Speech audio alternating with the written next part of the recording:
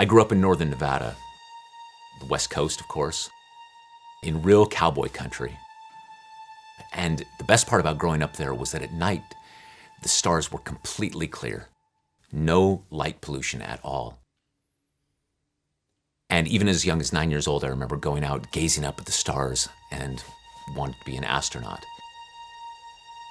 At 10, I got my first telescope, and I spent hundreds, if not thousands of hours out there dreaming of one day going to the stars.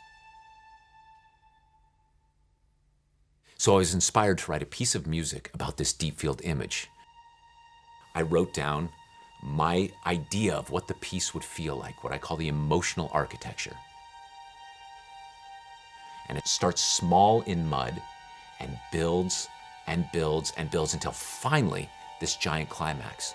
And my idea for the piece then was that the music would go out of focus and then flirt with being in focus.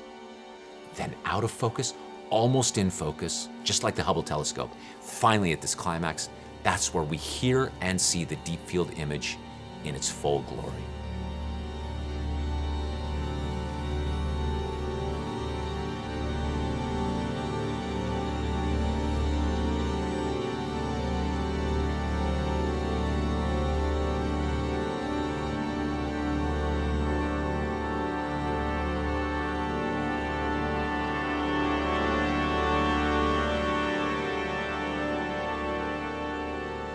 The entire Deep Field project began its life as a piece of music. I wrote it for the Minnesota Orchestra, and the idea was that the orchestra would play on stage. The audience would sit and have smartphones in their hands. They would play along as well at the end of the piece, and the audience would be surrounded by a choir, really designed to be an immersive experience and help each audience member feel like they were part of this deep field image, that they were transformed by the space around them. The deep field image is the tiniest sliver of the sky. The best description I heard of it is that if you hold a penny at arm's length and look through Lincoln's eye, that's just that's the size of sky that you're taking a picture of. And in that image, in that single space, is over 3,000 galaxies. So that our universe is teeming with galaxies, trillions and trillions and trillions of stars. And really, I think it shows the impossible magnitude of our universe and how truly small we are in it. Just coincidentally, in the audience at the premiere was a man named Scott Vangen, who has now become a dear friend. He was a payload specialist here at NASA, still works here at NASA. And he afterwards came up, shook my hand, and invited me down to the Kennedy Space Center. Very casually, he said, "If you ever happen to be in town, please let me know." And I told him, "Scott, be careful what you wish for. You know, this is my dream invitation." And so I think just a matter of months later, I made my way down here to the Kennedy Space Center. And that was the first of, I believe now, 5 visits. And it was then, only then, that I started to think, oh, there's this beautiful way to link the piece, NASA, the Space Telescope Science Institute, to really embrace the science of it and give the piece a dimension that it simply didn't have before we started.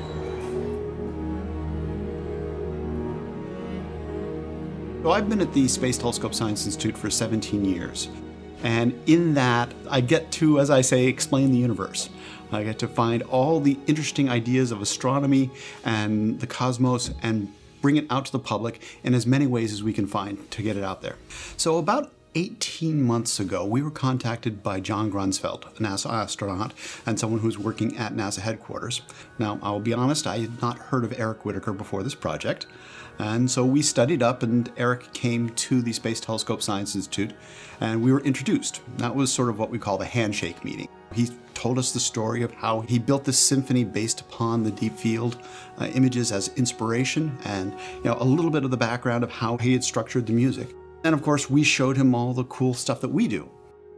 We showed him all our visualizations, we showed him how we create the Hubble images, and it was sort of an idea of, all right, let's see if there's a project here.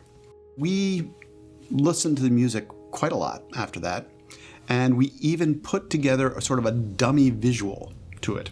Sort of strung them out into a 23-minute long movie, and just to see how they would go with the music. And I was amazed just how beautiful the two fit together. One of the things I always talk about is that the universe should be contemplated. You shouldn't try to rush through understanding the universe. And this slow, gradual buildup, this really puts you in the mood to really look at the universe deeply and understand the universe. And at the same time, you're appreciating the musical buildup, and they just worked together so well that this was going to be a great project. From that point, we started to say, oh, now we're getting really excited about this. Because as I said, we hadn't heard of Eric Whitacre before. We weren't sure, well, was this really going to work? But at that point, we said, all right, this is going to work, and this is going to really work well. We wanted to be collaborators on the project. We wanted to create some new stuff. We wanted to, really have, skin in the game on this project. What we found with 59 Productions and Music Productions was that they really wanted us to be part of it, and that we could influence it, we could create for it, we could feel a real part of this film. And that's really what we wanted out of it, and it's been a wonderful, wonderful collaboration.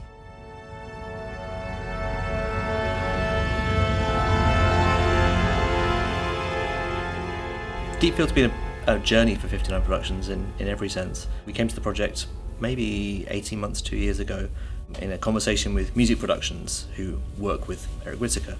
We were brought in to kind of find the narrative within the piece and create the overall feeling of the film.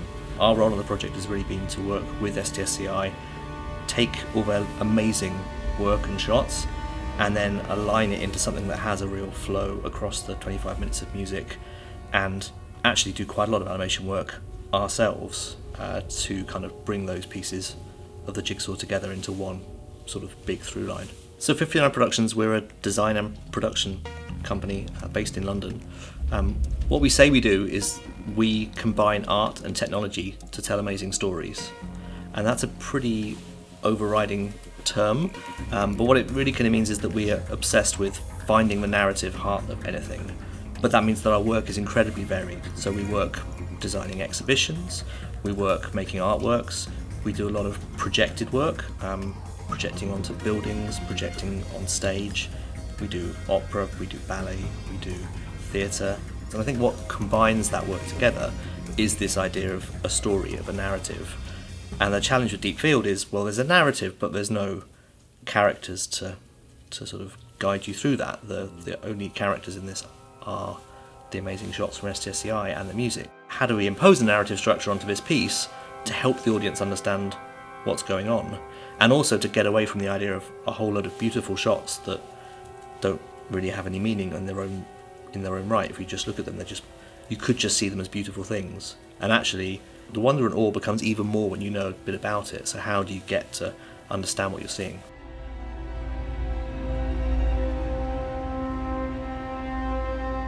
There's a lot of different instruments on Hubble that are used, and not all of them actually have a pretty picture to go with them. So we actually make illustrations to actually enhance the press release of the science. And our purpose with the Institute is to actually take scientific data and make it public friendly. So for this particular project, we took a number of sequences that were Hubble images and made them in 3 dimensions so that people could actually get immersive and feel like you're part of being there. This is kind of an interesting project because I always feel at the Institute it's full of scientists and I'm this random creative person.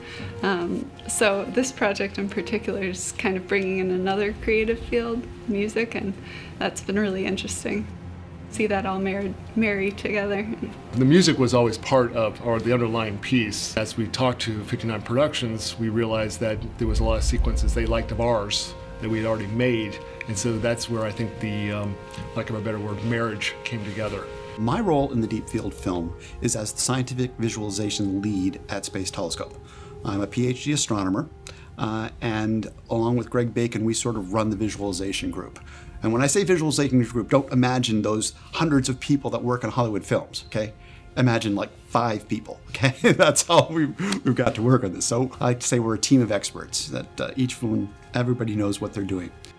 So I actually take the data from the telescope and turn it into the imagery that we use for press releases, and then eventually it becomes the imagery we used in animations and our educational videos. I go directly to the Hubble archive and pull data down, because it comes down in it's called a FITS format, Flexible Image Transport System. It's sort of a file format developed by astronomers for astronomical imaging. Converting that into an image is then the first step in the process of creating a color image. There's a lot of different stories you could tell from one Hubble image. It's sort of deciding as an animator where you want to bring the camera and what you want to focus on, whether it's the bright stars, like the star generating regions, or the gas and the dust and the way it's been formed. There's a lot of choices you can make as an animator to kind of help the science side of things. What we like to do is we're not going to make these visualizations scientifically real, because the universe is just so huge and it expands over such range that to do it absolutely scientifically correctly would actually be a little bit boring. But we don't want to change the scientific message. We don't want to mislead the public. So there's a fine balance in terms of condensing things into a story without misleading them, without putting in scientific misconceptions. And one of the things we did was sort of impose some rules onto that. We were already kind of bound by, I think the STScI guys call it being scientifically reasonable about what we're doing. I can't have moments in our visualizations where another PhD astronomer would look at it and go, no, that's totally not right. There's this kind of scientific heart of the piece, but also some of it, the speed at which we're flying through the galaxies, you're faster than the speed of light. You could never put a camera there and do this. You'd have to go back 12 billion years to get the shot. I don't know. It seems a bit of a hard work for something we could do in post. We're not going to do it perfectly scientifically accurately, but we need to be scientifically reasonable so that we get across the correct messages. We look at the image, try to figure out how the thing could possibly be deconstructed and reconstructed in three-dimensional space. Some of these things are galaxies, which are basically billboards, so to speak. Other things are actually nebula, where we actually, there's valleys and crevices and there's depth there. So we cut up the imagery so it's more of a decoupage look. And then we take that decoupage and then we sculpt those layers so that they're not just flat decoupage pieces, but they're actually three-dimensional pieces with the imagery on top of them. And then we actually bring in all the stars, the foreground elements and the background elements, so that we actually have a nice choreographed view of what you see in the original Hubble image. The whole process, we're consulting with astronomers to see, is this right? Is this star too bright? Is to know exactly how things should look and how much depth there is in this crevice space that it looks like a star has carved out or something like that. Once it's deconstructed and reconstructed, we're actually taking people on a journey into the new 3D environment. We were talking to Eric about his creative process, and I found that fascinating to hear from him directly how he came up with the concept for the deep field, and learning what he developed this motif, this musical motif that sort of defines the whole thing, with the note structure that evolves over time and builds up to this huge crescendo that leads to the revealing of the deep field. I think about how music and visuals go together a lot when we're working on that kind of thing.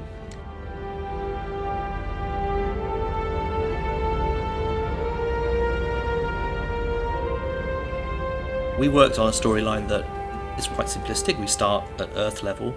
We look at sort of planetary level. We're in our solar system. There's then a kind of change of scale, and we move up to galaxy level, and then we keep going through these changes of scale until we end up at the deep field.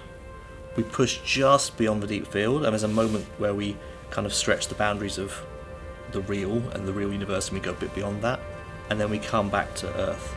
And that was a structure that took us, it seems very simple, it took us ages. It took us a long time to get there, because how do you tell this story? We have a writer credited, one of our directors, Mark, wrote this piece, but there's no words, so we wrote this and we kind of tried to work out what that narrative was. We did a little bit of work with Eric at the recording session for this, which came before anything else. So we actually took Eric and wired him up to a whole load of motion capture gear whilst he conducted this piece. So he had sensors all over his arms and whatever else, and we took that 3D data on the recording session, really not on a whim, but we didn't know what we were going to do with it, but we thought we might want to do something with it. There's a moment at the sort of just past the climax of the film with the deep field where we go beyond that image, and really we wanted to just push and think about what might be beyond that. We may find out in the next couple of years as new telescopes go up and we see what's beyond that. But we really wanted to just have this transition between the deep field and then coming back to Earth scale. So we took Eric's movement as he's conducting, and we used that to make some generative animation, which is a really beautiful thing, but it's just stretching us beyond the deep field. And then that's also the first time at which we see the virtual choir. So that's the other big moment of animation that we did within the show, is taking however many thousand videos and turning them into something central, which was a big piece of work. So then what we decided is, if we want to really take this to the next level, what better way to do that than to include the virtual choir? Well, we wanted to incorporate the virtual choir from the very start, and there have been previous virtual choir projects. We knew this one was going to be as popular, if not more popular than previous ones. But it is quite different in the sense that the choir here this is not a piece for chorus, this is a piece for orchestra with a choral part, and we really wanted to represent them in the piece, but also not sort of snap us out of this world of space. So how could we represent them? And I think it's a strong point of the piece where you actually, having gone through this process to get to the deep field, we come back to Earth. Having been to the edge of the universe, it makes you look differently at the planet. And I think one of the strongest moves we made, I can't remember who actually came up with this idea, I think it may have been Nick or Lysander in our team, the idea of using imagery of the Earth, which is of course something I don't believe Hubble has ever done. No, Hubble's never looked back, why would it? So that idea of but there's amazing imagery of the Earth, so sort of combining that at the end of the film makes a really beautiful coda. And so instead of now having this live audience back here behind us, we've got these thousands and thousands of voices from all over the world, really representing every part of humanity. As young as 4 years old as 87 years old, 120 countries represented. It really becomes an Earth choir in a way.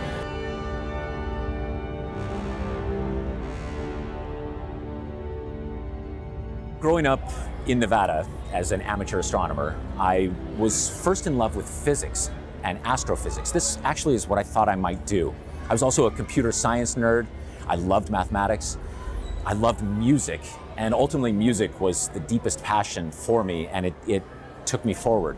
But in my body, I'm fascinated by all these different disciplines. One of the big watchwords in education these days is STEM education: science, technology, engineering, and math. But at Space Telescope, we decided we needed to broaden that and make it STEAM: science, technology, engineering, arts, and mathematics. Because when you add the arts to these more mathematical frames, you add in a whole nother layer of understanding. And you open it up to a whole nother group of students who might not think that they could be involved in a NASA mission. And I think looking back, the reason for that is exactly the same reason that STEAM, the STEAM initiative, is so important. It's because it's really a whole mind education. That science, technology, engineering, arts, and mathematics, they work in perfect concert to create new ideas. It's something about using these disparate disciplines and finding connections between them, both abstract and real, that is the basis for original, interesting thought. So I always find with these disciplines that it's not just learning and regurgitating.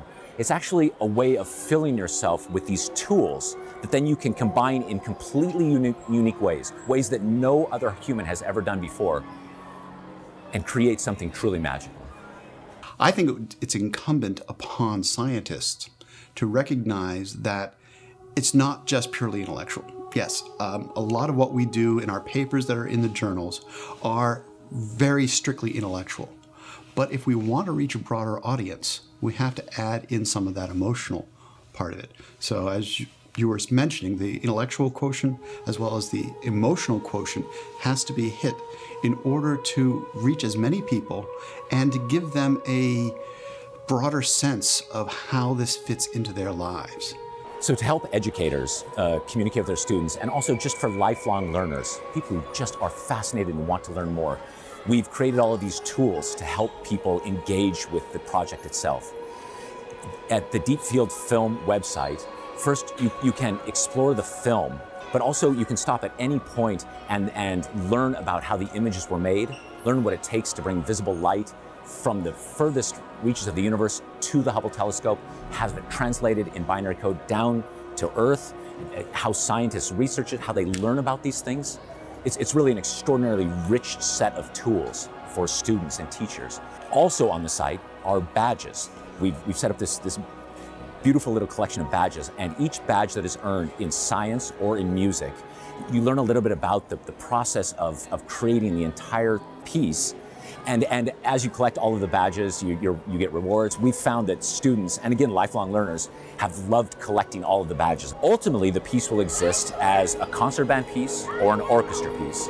It can be performed with the smartphones and with the choir live, or it can be performed just like that with the film that we're making. They can be synced together, and then the virtual choir can accompany the live orchestra or live band. I really hope college orchestras and wind bands that they adopt it and try it, because I think the impact on the players and the audiences will be second to none. All the way back to the various sequences that have explored the powers of 10 across the scale of our universe, we've recognized that it's really impossible to understand it, except for as you move out through it. And so what this film does is it takes you from a night sky view and planets and up through stars and nebulae, and from nebulae out to galaxies, and then the collections of galaxies that are then in the deep field stretched across 12 billion light years of space. And going from all the way home out to the edge of the observable universe, that's what we mean by the impossible magnitude of our universe.